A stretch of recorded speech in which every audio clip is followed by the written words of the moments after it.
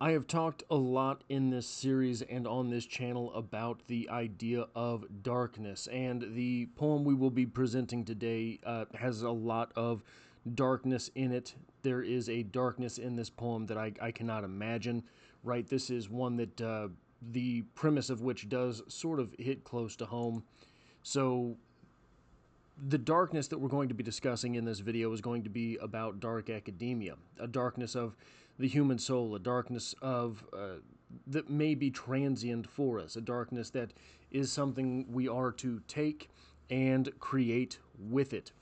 But the poem in question today takes a darkness that is from the outside, and we're going to be repurposing the poem a little bit for this purpose of dark academia. Welcome to Strip Cover Lit, where we squeeze the bigger picture out of literature. I'm Adrian Fort, and we are here for a poetry discussion which will appear in two playlists here on the channel. Number one being the poetry discussion playlist, now over 800 videos strong, and number two being the dark academia playlist, a playlist dedicated to the aesthetic and ascetic of dark academia. The poem in question is known as Requiescat by Oscar Wilde, and it reads as such. Tread lightly, she is near, under the snow. Speak gently, she can hear the daisies grow.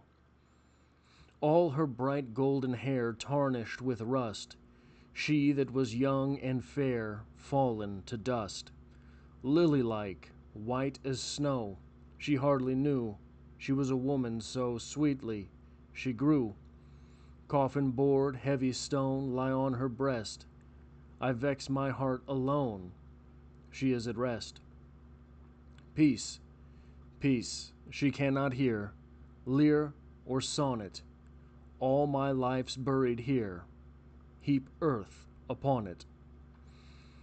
So this is a very interesting turn for this poem. As I understand it, this poem was written by a young Oscar Wilde, who was mourning the passing of his younger sister. And that is the darkness that is in this poem biographically. I don't really take a lot of biographical criticism on this channel, don't really do a lot of biographical criticism on this channel, because I think that poetry is, rather than an emblem of something, it is a tool used by people to make sense in their own life. That's what I think poetry really is at the crux of things. It is a tool with which we can, literature in general is a tool with which we can forge the world in which we want to live. Another thing from Oscar Wilde here. This is a quote from one of his books, from one character to another. So we can't necessarily say that these are his thoughts. We can't necessarily say that this is the full endorsement of Oscar Wilde, but I do think that something like this is in tune with what it is that we do know about Oscar Wilde. The quote goes, "All bad poetry springs from genuine feeling. To be natural is to be obvious, and to be obvious is to be inartistic." So I do think that that grants us some license to repurpose the poetry. What I want to talk about with this is in correlation with dark academia. This is, I think, genuine. I think that this is genuine feeling from Oscar Wilde. But this here, all my life's buried here. To make some symbol of this poem for dark academia, this is the personal struggle. This is the idea of some bit of the self passing. That's what we have, I think, from this poem. That's what we have, I think, from dark academia.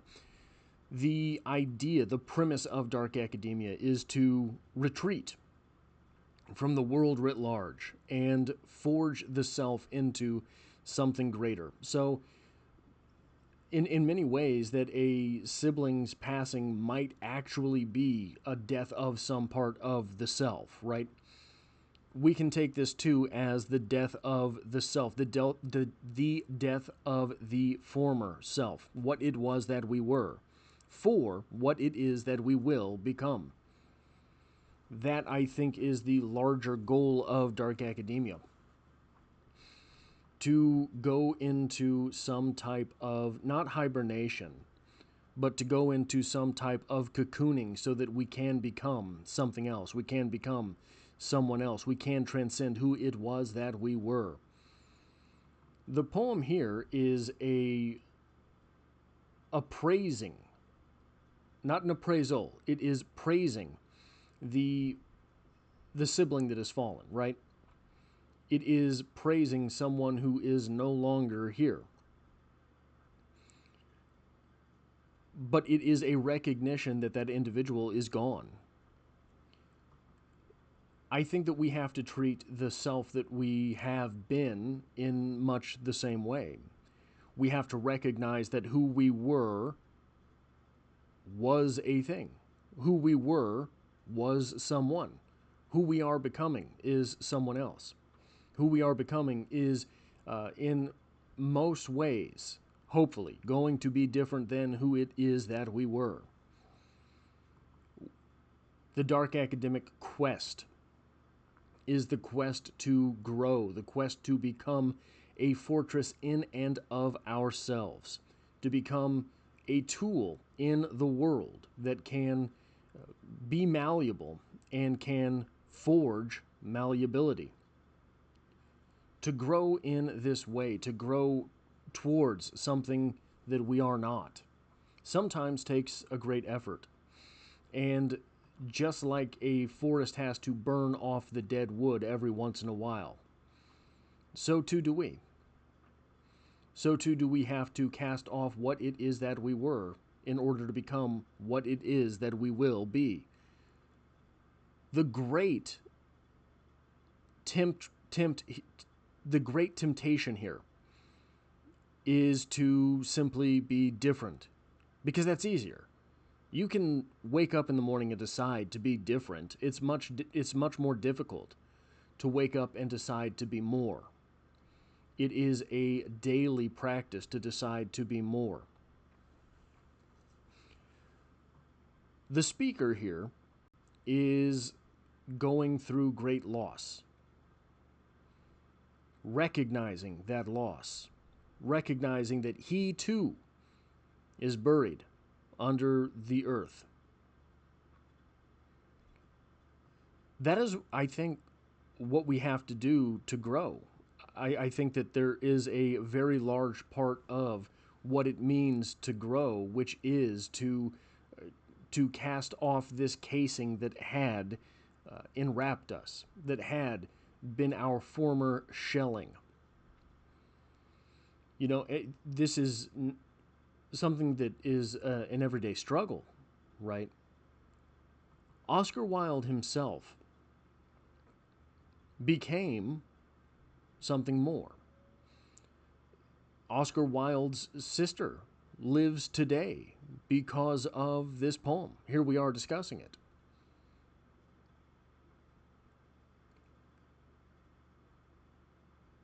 To become something more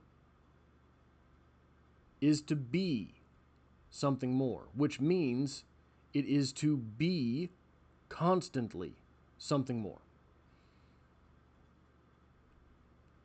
Oscar Wilde took this tragedy in his own life and became one of the ever-present voices of literature, became one of the ever-present voices of the art of literature, of the meaning of literature.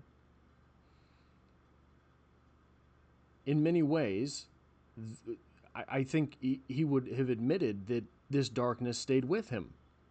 And despite that, he became something more. He lives today through these words. And because he does, so too does his sister. The ability through words to live forever is something incredible. And I think that this is sort of a culmination of what it means to be dark academic. Something like this, to accept this sort of darkness and not just wallow in it, but to become more because of it. That is all I have for this video. If you like or appreciate what it is that I do here, hitting the like button really does help me out, as it tells YouTube to share this video with other literature lovers. If you find yourself here by chance but not design, literature is the only thing I talk about on this channel, dropping multiple videos every single week. There's poetry every Monday, and I hope to have you back for the next one.